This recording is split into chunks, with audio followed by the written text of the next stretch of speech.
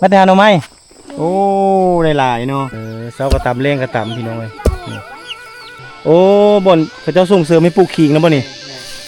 ถ้าเฮาบ่เข้ามาจริงๆเฮาก็บ่มาแต่ให้แล้วมาแต่อาบน้ำนี่โอ้แล้วอันนี้เข้าไม่เท่าเพิ่นตำแต่ดุลแล้วบ่นี่ตำแต่จักโมงอันนี้มันคกใหม่ตัวนี้มันผ่านการใช้งานมาดุลแล้วได้นี่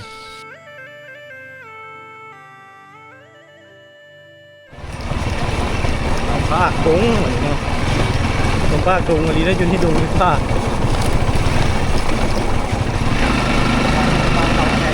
ใช่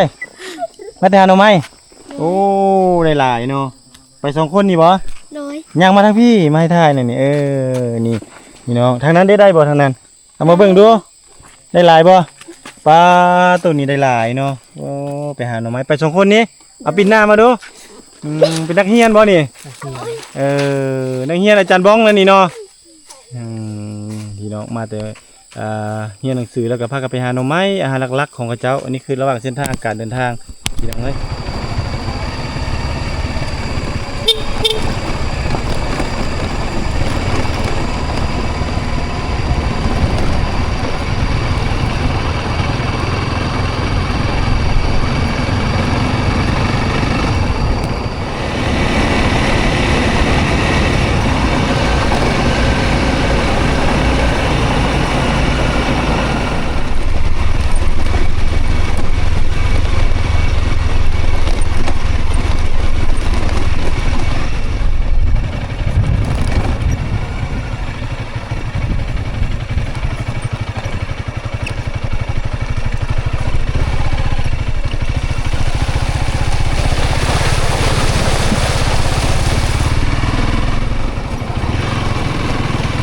วิวผักเลยจิเข้าไปละบาทบ่เฮ้ยมาบ่อยู่แบบนี้เนาะทางนั้นโรงเรียนบ่ครับเนาะอยู่นี่เลยกราบทักทายสวัสดีบรรยากาศยามแลงหลังจากที่ปุตุกเดินทางออกมาจากบ้านละงีเนาะประมาณ7 กิโลเมตรแล้วก็เดินทางเข้ามานี่ประมาณ3 กิโลเมตรก็จะฮอดบ้านปลาอากดงซึ่งเป็นบ้านเก่าแก่เนาะบ้านปลาอากทงก็มาจากบ้านนี่แหละท่านผู้ชมเนาะแต่ปลาอากทงปุตุกยังบ่เคยได้ไปถ่ายคลิปจักเทื่อเนาะมีแต่ไปถ่ายแต่ช่วง 2-3 ปีหลังพี่น้องเนาะอันนี้เป็นบ้านเก่าแก่บ้านนี้จะเป็นดินเพียงแล้วก็มีอ้อมรอบไปด้วยภูเขาพี่น้องเนาะนี่ป่าเขาดอนไฟแต่เป็นดินเพียงอยู่ได้พี่น้องเอ้ยหมู่บ้านนี้บ่มีไฟฟ้าเนาะบ่มีไฟฟ้าเนาะแต่ว่ามีสัญญาณเพราะว่าสัญญาณอยู่ใกล้ๆกับบ้านหนองม้านี่จะครึ่งนี่เลยใกล้ๆนี่แหละพี่น้องนี่มาหมู่บ้านนี้ก็จะเห็นวิถีชีวิตการตำข้าวตำน้ำคือเก่าคือเดิมนี่เนาะยังตำข้าวคือเก่าเนาะบางมาแต่ให้แต่หน้าแต่สวนก็เริ่มตำข้าวพี่น้องเนาะหรือว่ามาแต่เวียกแต่งานตำข้าวทุกแรงบ่ตอนเช้าก็ตำบ่เช้าก็ตำแรงก็ตำพี่น้องเอ้ยอันนี้เป็นวิธีดั้งเดิมเนาะเป็นวิธีชีวิตแบบดั้งเดิมของชาวบ้านอยู่ในเขตชนบทเนาะส่วนหลายในผู้หญิงเนี่ยจะเฮ็ดเวียกนักแหละพี่น้องเอ้ยโดยเฉพาะการตำข้าวนี่มีแต่ผู้หญิงเป็นคนตำเนาะนี่แหละเป็นการกระทอเปลือกออกได้นี่นะอ๋อเดินอยู่ไหนอ่ะ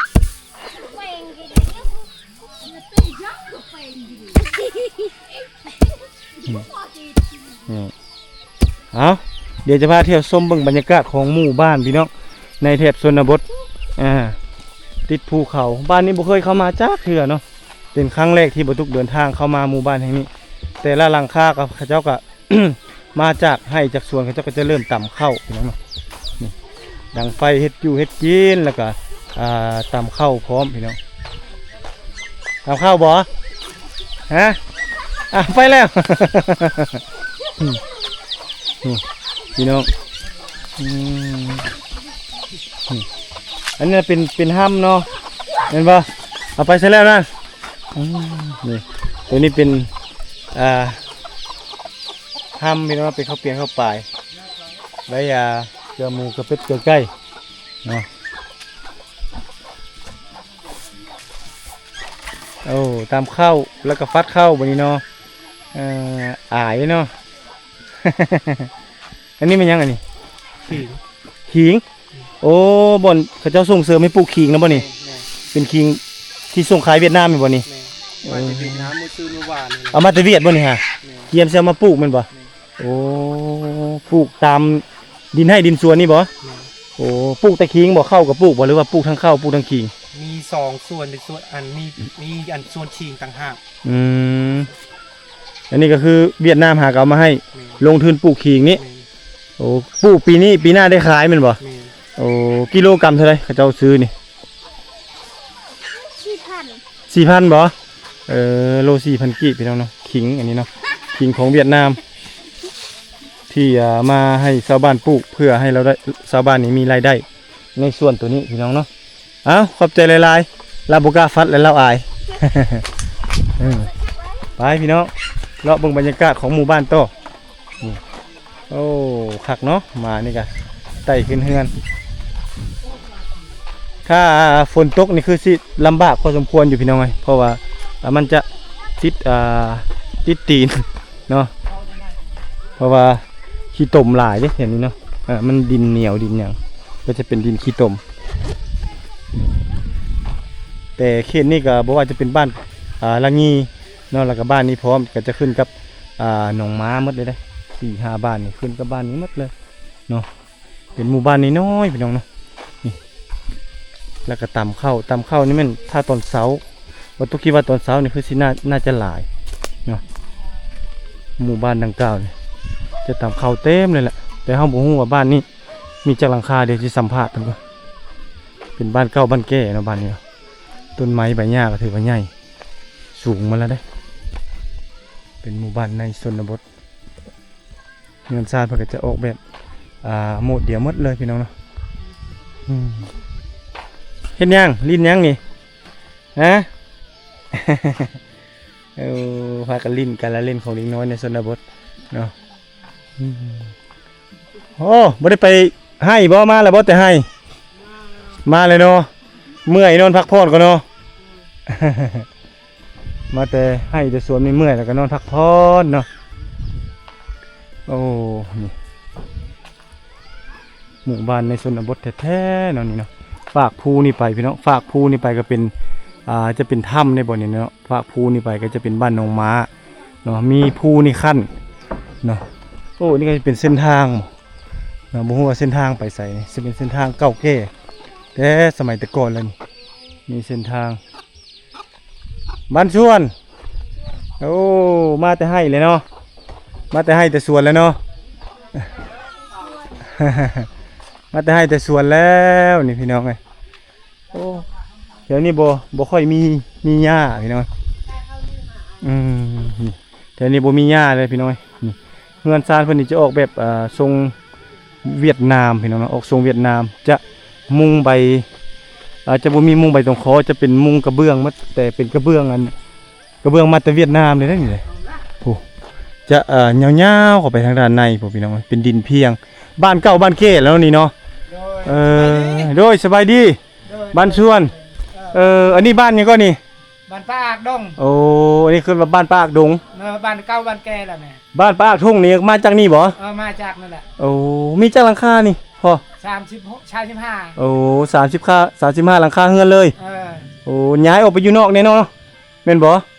ย้ายไปอยู่บ้านทุ่งน้ำเนาะโอ้อันนี้คือบ้านเก่าบ้านแก่บ่เคยมาจากเทื่อเนาะกลายมาแต่เขตทางนั้น แล้วก็ไปบ้านละงีเขตหนองม้าเขตบ้านทุ่งพุ่นเนาะแล้วก็บ้านนี้ยังบ่เคยมาจากเทื่อครั้งแรกที่เดินทางมาเชิญมากินข้าวกัน ว้าวขอบใจหลายๆเด้อหาก็กินมาเมื่อกี้นี่โลดขอขอบใจหลายๆเด้อโดยอันนี้คือความมีน้ำใจของชาวบ้านในชนบทเนาะเขาเอิ้นว่าประเพณีเนาะมาในชนบทนี่เขาเจ้าฮ้องกินข้าวกินน้ำเนาะเป็นจารีตที่ของประเพณีแบบดั้งเดิมพี่น้องเนาะที่ชาวบ้านเพิ่นยังรักษาจารีตที่ของประเพณีดังกล่าวนี้ไว้เนาะบ้านนี้นี่จะเป็นเฮือนไม้มาเลยได้พี่น้องอยู่กระเจกระจายแบบสะอาดสะอ้างเนาะแล้วก็จะอ้อมหัวไผ่เฮือนมันเนาะดังที่เห็นนำกันบางครอบครัวก็ยังตำเข้าบางครอบครัวก็บ่ได้ตำไปที่เข้ามาแล้วบ่ค่อยเห็นประชาชนนี่ก็คือเพิ่นยังไปเฮ็ดเวียกเฮ็ดงานเนาะไปให้ไปสวนเนาะก็เลยยังบ่ทันเห็นชาวบ้านเพิ่นกลับมาหรือว่าเฮ็ดกิจกรรมอหย่างต่างๆนี่ ก็จะอยู่กระจายกันเนื่องจากว่าเขาเจ้าย้ายออกไปอยู่ทางด้านนอกนี่ต้นไม้ใบหญ้าต้นไม้เก่าแก่ของหมู่บ้านก็ยังมีคือเก่านี่เนาะนี่อันนี้คือหมู่บ้านในชนบทแท้ๆนี่เป็นบ้านดั้งเดิมบูฮานเนาะแต่ละหลังคาเรือนเนี่ยเขาจะอ้อมเอาหัวเนาะเอาหัวอ้อมอันนี้เป็นต้นม่วงต้นมีตัวนั้นฝั่งนั้นโอ้พี่จะมีน้ำพี่น้องน้ำจะอยู่ทางด้านพี่เขาเอิ้นว่าบ่อนที่เขาจะมาสมไซน้ำอยู่ทางด้านพี่อันนี้คือเรือนสร้างของเพิ่นเป็นหมู่บ้านในชนบทที่ติดกับภูเขาถ้าเราบ่เข้ามาจริงๆเราก็บ่ฮู้บ่เห็นเนาะว่าหมู่บ้านดังกล่าวนี้จะมีหมู่บ้านที่สวยงามคือได้เห็นคือจังซี่พี่น้องเนาะนี่แหละหมู่บ้านดังเดิมแท้ๆเลยบรรยากาศร่มรื่นกลมกลืนเป็นธรรมชาติดี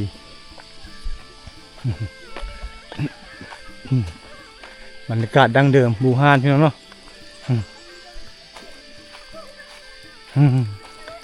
อ้าวไปแล้วอ้าว โอ้โหปุ๊บเนาะปุ๊บกล้องพี่น้องเลยตัวอันนี้บ่อนส้มไซน้ำเนาะอยู่นี่เนาะแม่นบ่มาแต่ไซนี่บ่มาแต่ไซมาแต่อาบน้ำมาแต่ให้บ่มาแต่ให้แล้วมาแต่อาบน้ำนี่โอ้นี่พี่น้องวิถีชีวิตแบบดั้งเดิมบูฮานเนาะอาบน้ำกับใครแต่ว่ามีอ่างเลยเนาะมีอ่างน้ำอาบน้ำเดี๋ยวพี่น้องไงนี่อาบน้ำแล้วก็ตักน้ำมือเฮือนพร้อมนี่เนาะจูแล้วปุ๊บเลยพี่น้องเลยนี่มีอ่างน้ำลินพี่น้องเลยนี่พระเจ้าโก้อ่างเรียบร้อยนี่เนาะพระเจ้าปุ๊บแล้วจำนวนหนึ่งเนาะอายกล้องนี่อันนี้เป็นบ่อนส้มไซน้ำของชาวบ้านจะไหลอยู่บนเสาเลยเพียงทีเนาะโก้อ่างเรียบร้อยเนาะตัวนี้ยุดลงไปนี่จะมีห้วยอะไรพี่น้องน้ำที่ไหลโลดถ้ำไปฝั่งนั้นเป็นบ้านน้องม้าแต่ฝั่งนี้ก็จะเป็นบ้านปลาอากดงพี่น้องนะเพราะว่ามันอยู่ในดงในป่าในดงพงไพ่ดังที่ได้เห็นน้ำกันนี่แหละก็คือจุดสุ่มน้องม้าดินนี่เพียงพี่น้องดินนี่เป็นบ้านเก่าบ้านแก่ที่เขาเจ้าขยายออกไปตั้งรักปักฐานอยู่หลายบ่อนหลายที่พี่น้องนี่แหละคือหมู่บ้านในชนบทที่ประตุกมีโอกาสเดินทางมาเก็บเอาภาพบรรยากาศหมู่บ้านเนาะมาฝากมาต้อนท่านผู้ชมทุกท่านที่เข้ามาติดตามรับชมเฮือนแต่ละหลังจะเป็นเฮือนไม้เฮือนแปลนหมดเป็นเฮือนดั้งเดิมบูฮานเฮาก็บ่ฮู้ว่าในเมื่อก่อนสมัยก่อนเฮือนอยู่ในเขตนี้นี่เป็นเฮือนที่เพิ่นสร้างให้บ่เพิ่นปลูกให้บ่หรือว่าชาวบ้านเพิ่นปลูกเองเนาะก็ยังบ่ทันฮู้เทื่อหลังจากไปเบิ่งนั่นก็เลาะเข้ามาในหมู่บ้านพี่น้องเนาะบ้านชวนบ้านช่วยโอ้ ไม่แห้ง อยู่ดีมีแห้งอยู่กับใครนี่อยู่กับหลาน อยู่กับลูกอยู่กับลูกผัวมันตายแล้วผัวตายแล้ว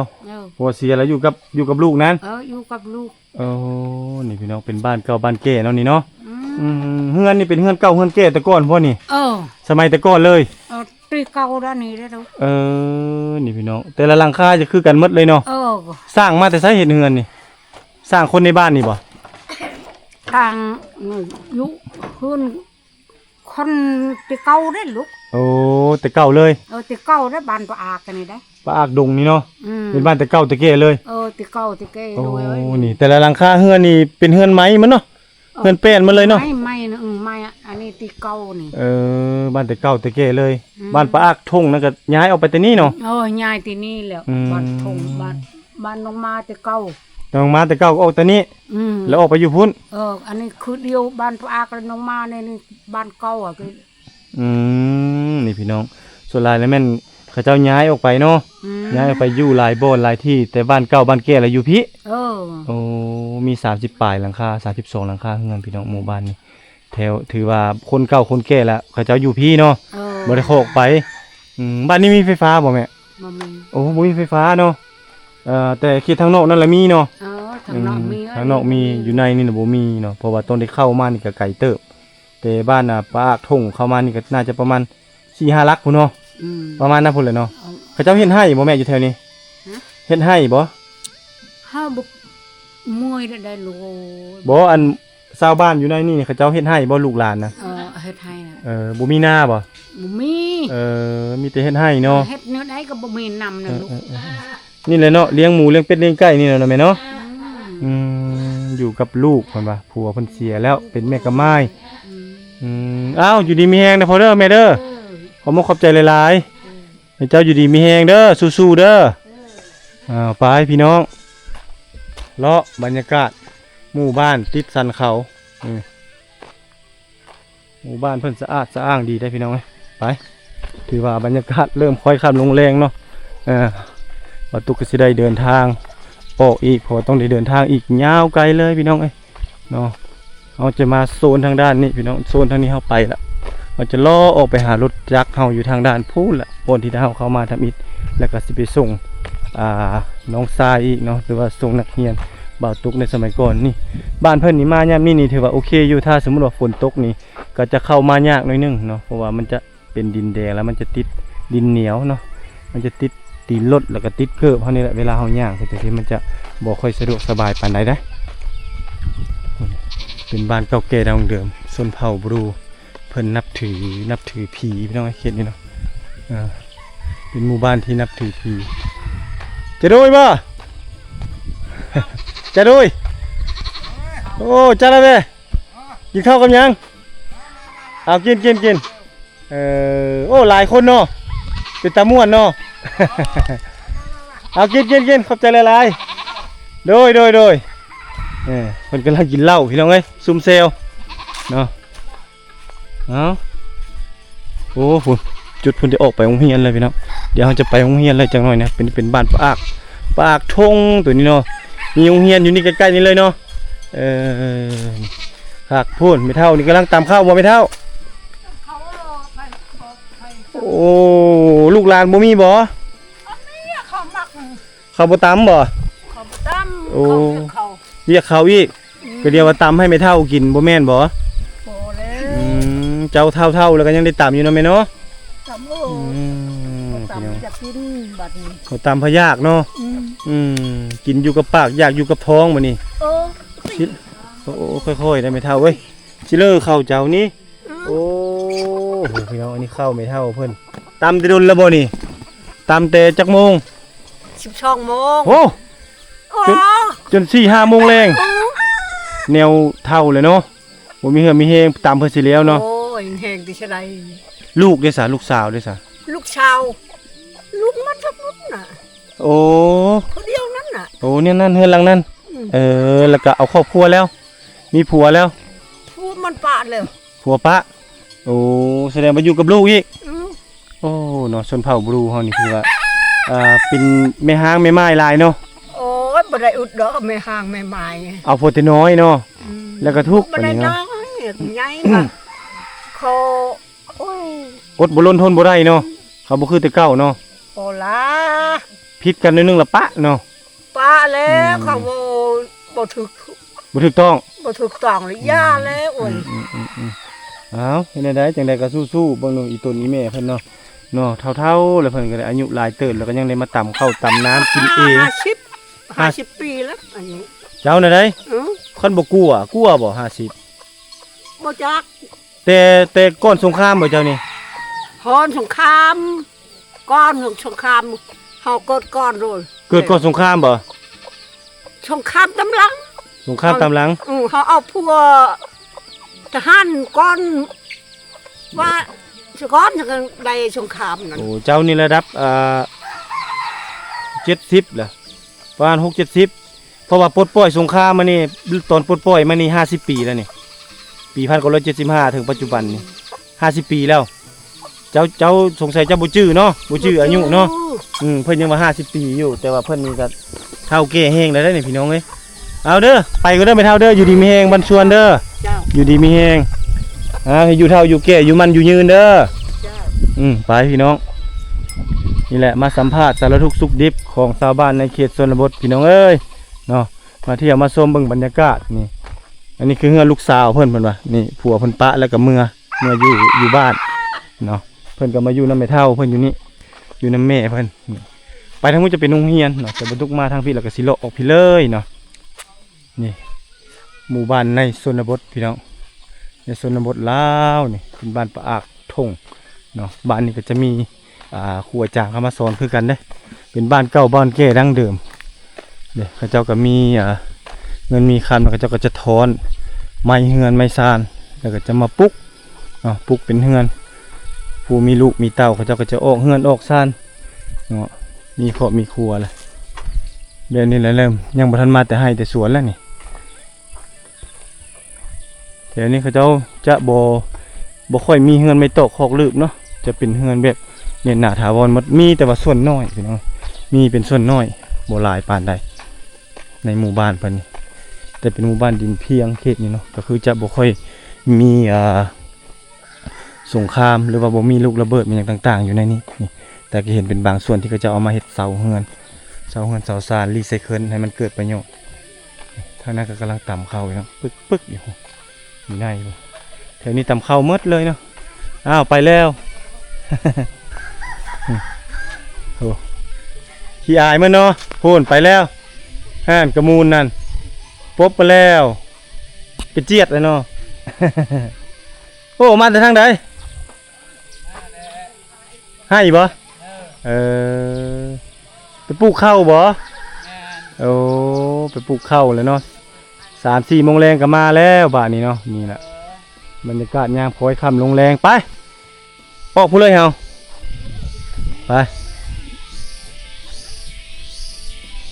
ได้พี่น้องอันนี้คือบ่อนตำข้าวโอ้ยห่มคักเนาะยามนี้จะตำข้าวคักแล้วนี่ผู้อันนี้ก็คือสมรภูมิการตำข้าวโอ้ยมันโคกสังสากปะจังซี่เลยได้พี่น้องเลยนี่อันนี้มันโคกใหม่นี่ตัวนี้มันผ่านการใช้งานมาดูนะได้นี่ผ่าน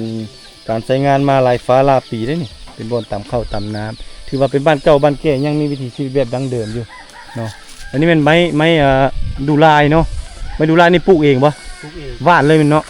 เป็นยาขเจ้ากล้าเบี้ยแล้วมันปะแล้วมันขึ้นเลยเนาะโอ้ปะแบบนี้แล้วขึ้นเลยนี่ขึ้นไม้ที่ขเจ้าปะแล้วขึ้นตัวนี้เป็นเฮียนบ่ไปให้ออกไปทางด้านนี้ไปเลยยาขเจ้าปบพวกนั้น ขเจ้าอายนี่อันนี้เป็นเฮียนบ้านปะอากดงพี่น้อง